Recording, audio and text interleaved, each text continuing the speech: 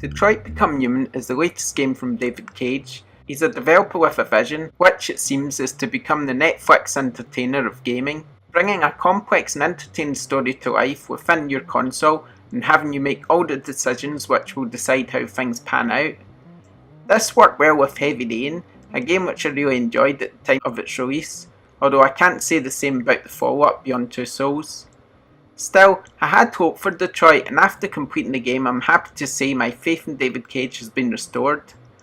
Detroit Become Human takes place in 2038 in a world where androids are part of society. They are everywhere, cleaning the streets, acting as cleaners, nannies and security guards. They do the jobs that most people wouldn't want to, all while being segregated wherever they go, having their own section on the bus, or even having to use a dedicated stairwell at the railway station. Of course, they are computers, so they have no idea they are being treated as slaves, or so you would have thought. As you join the story, you'll find yourself in the shoes of 3 different androids: Connor, a police investigator prototype, Kara, a home service model, and Marcus, a robotic companion and carer. Each character has their own duties to perform, and this is where the game lays its focus, seeing you go through some mundane tasks such as collecting an order from the shop, cleaning and serving dinner.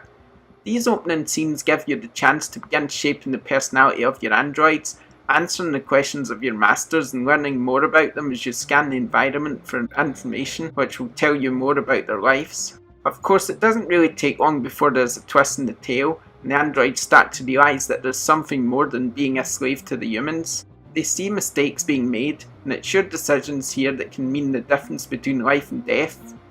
As with Heavy Rain, there's a huge branching path of actions and consequences, so your quickfire decisions will always have a huge impact on the game.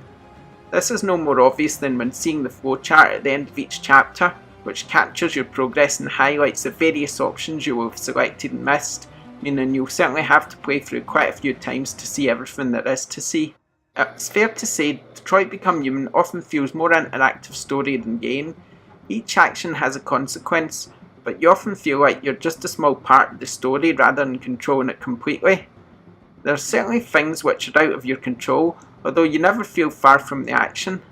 This is no more evident than during quick time scenes, as obviously these are preset, although even missing the press of a button can have serious consequences and change the path of the story completely. When it comes to presentation, Detroit is likely one of the best looking games I've played. Everything about it looks stunning, with a wide range of environments really adding to the appeal of the game.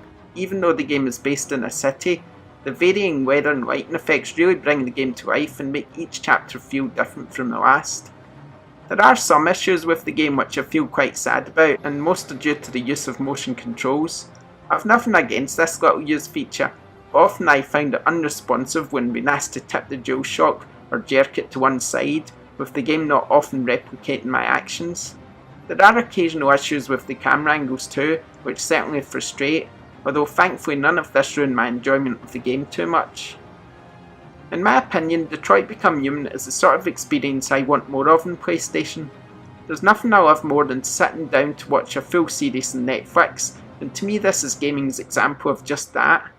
I love the story, the characters are relatable, and it's all pulled together with some fantastic presentation and gameplay. Detroit is a PS4 must play, and I must play again.